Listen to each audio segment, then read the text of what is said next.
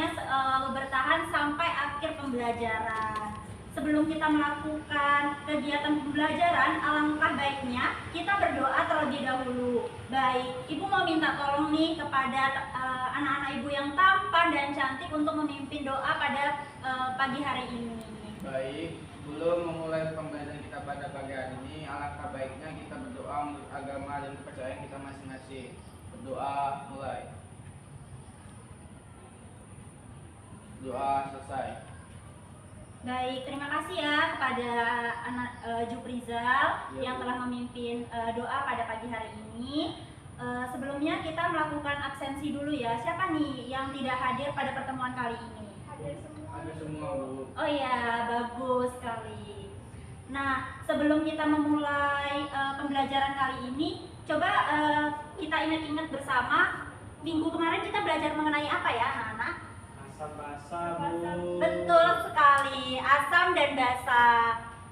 Kita tahu bahwasannya asam memiliki pH yang rendah dibandingkan dengan basa itu sendiri ya, anak-anak. Iya, Bu.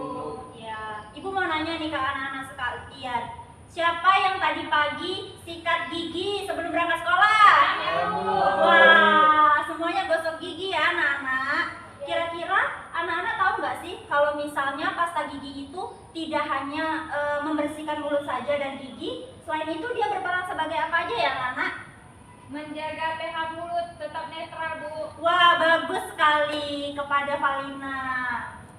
Bener banget, menjaga pH pada mulut kita agar tetap stabil. Agar apa, anak-anak? Agar gigi kita itu tidak rusak setelah kita mengkonsumsi makanan yang berasam, contohnya seperti minum lemon gitu.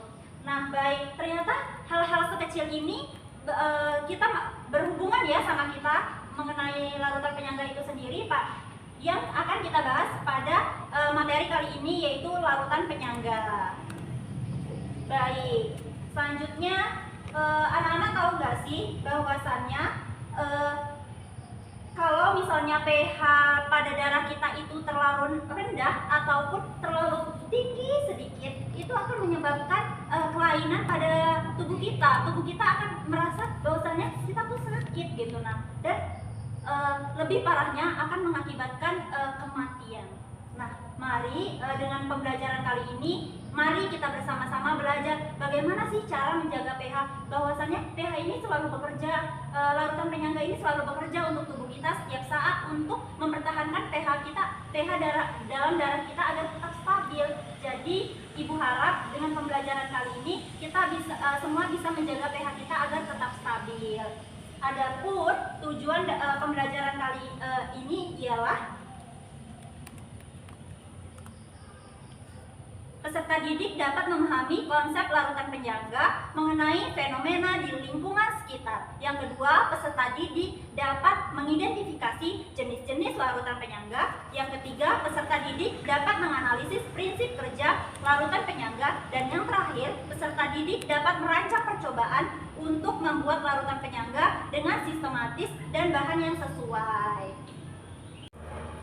Baik, selanjutnya kita akan menonton video pembelajaran kali ini. Ayo perhatikan anak-anak sekalian video tersebut. Baik, anak-anak sekalian kan sudah menonton video yang telah Ibu share ini ya. Kira-kira bagaimana larutan penyangga bekerja pada tubuh kita itu sendiri. Nah, di sini kan over in bold mengenai bagaimana sih larutan penyangga itu bekerja pada tubuh kita. Nah, kira-kira ada yang mau membantu Ibu nggak? Baik, kepada Indri, Ibu persilakan. Larutan penyangga bekerja dalam tubuh kita dengan menjaga kestabilan pH agar tetap dalam kisaran yang sesuai untuk fungsi biologisnya, Bu. Nah, betul sekali. Beri apresiasi dulu kepada Indri. Nah, betul sekali apa yang dikatakan Indri. Selanjutnya kita akan memasuki bagaimana sih mengenai konsep dari larutan penyangga itu sendiri, jenis-jenis dan prinsip kerja dari larutan penyangga. Nah, larutan penyangga merupakan suatu sistem larutan yang dapat mempertahankan nilai pH larutan. tidak terjadi perubahan pH yang berarti oleh karena penambahan asam ataupun basa maupun pengenceran. Larutan ini disebut juga dengan larutan buffer atau larutan penyangga. Baik, setelah Ibu menjelaskan mengenai pengertian, prinsip kerja, dan bagaimana jenis-jenis larutan penyangga itu sendiri, Ibu mau bagi kelompok untuk anak-anak sekalian. Dibagi 2 kelompok ya, terdiri dari 2 orang, masing-masing 2 orang. Ibu di sini akan membagikan lembar kerja peserta didik. Tolong dikerjakan ya. Tadi kan Ibu sudah menjelaskan mengenai prinsip dan bagaimana cara kerjanya. Nah, jadi itu mendukung ya, sama-sama mendukung pengerjaan dari lembar kerja peserta didik itu sendiri. Jadi kalian bisa diskusi kelompok, mengamati serta menganalisis. Baik, Bu. Nah, kira-kira dari anak-anak Ibu sekalian ada kesulitan nggak ngerjain LKPD ini? Sejauh ini tidak ada, Bu. Tidak, Bu. Wah, berarti benar-benar memperhatikan ya yang Ibu jelaskan tadi. Iya, Iya, Bu. Good. Lanjutkan ya. Iya, Bu. Makasih, Bu. Iya, sama-sama Jumrizal. Baik, kira-kira dari kelompok 2 ada kesulitan nggak mengenai materi dan cara pengerjaannya? Apa tuh? Iya, boleh.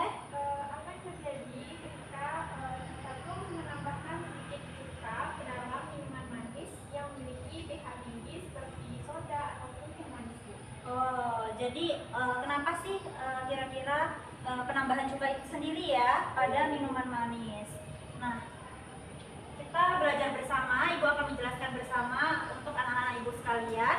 Bahwasanya tadi pertanyaannya, apa sih yang terjadi jika penambahan sedikit cuka ke dalam minuman manis yang memiliki pH tinggi seperti soda atau teh manis itu sendiri?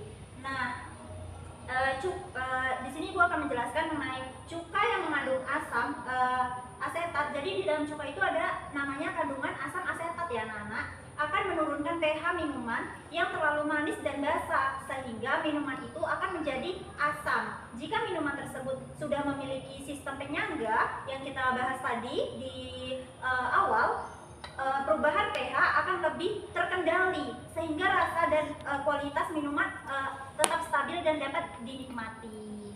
Bagaimana dengan kelompok 2? Apakah sudah memahami? Sudah paham, Ibu. Terima kasih. Baik, terima kasih kembali. Baik, apakah sudah anak-anak sekalian mengerjakan lembar kegiatan peserta didik? Sudah, Bu. Baik, selanjutnya kita akan melakukan presentasi dan diskusi. Mau dari kelompok mana dulu nih yang mau presentasi? Kelompok 2, Bu. Boleh. Ayo kepada Indri dan Hasbi untuk maju ke depan untuk mempresentasikan hasil kerjanya.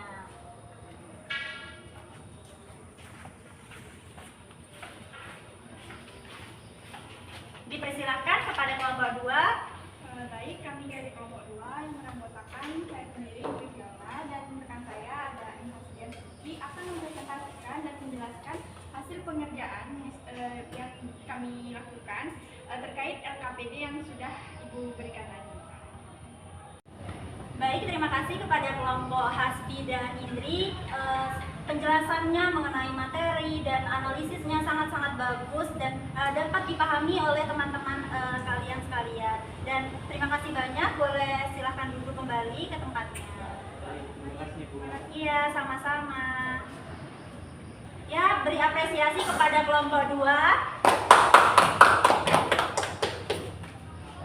Baik, setelah kita tadi menyampaikan materi, menonton video, dan melakukan diskusi presentasi, sebagai penguat sampai mana kalian memahami materi mengenai larutan penyangga, Ibu sudah lampirkan mengenai soal-soal evaluasi yang dapat dikerjakan secara mandiri di halaman belakang LKPD.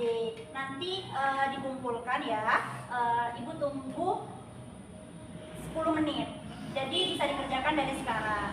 Baik, Bu. Terima kasih. Iya, sama-sama. Baik, apakah sudah selesai semuanya anak-anak? Sudah, Bu. Sudah, Bu. Boleh dikumpulkan di meja Ibu hasil dari evaluasi pada pertemuan kali ini. Terima kasih ya Valina. Sama Ibu. Baik, setelah kita mengerjakan observasi, telah menjelaskan mengenai diskusi, serta materi yang sudah Ibu sampaikan, kita sudah menonton video ya anak-anak. Ibu mau minta tolong ke Ananda sekalian, ada nggak yang mau menarik kesimpulan pada materi kali ini? Baik, kepada Indri, Ibu persilakan untuk menyampaikan kesimpulan pada pertemuan kali ini. Baik, tadi kan kita sudah mempelajari mengenai apa itu larutan penyangga. Larutan penyangga itu adalah larutan yang dapat mempertahankan pH-nya ketika ditambahkan dengan zat asam maupun basa. Nah, ternyata larutan penyangga itu sangat berkaitan erat nih dalam kehidupan sehari-hari kita. Contohnya itu dalam sistem darah.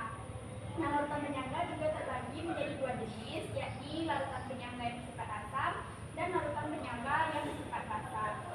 Dari kesimpulan tadi dapat kita tarik bahwa larutan penyangga ini merupakan konsep yang penting untuk kita semua pelajari. Baik, terima kasih.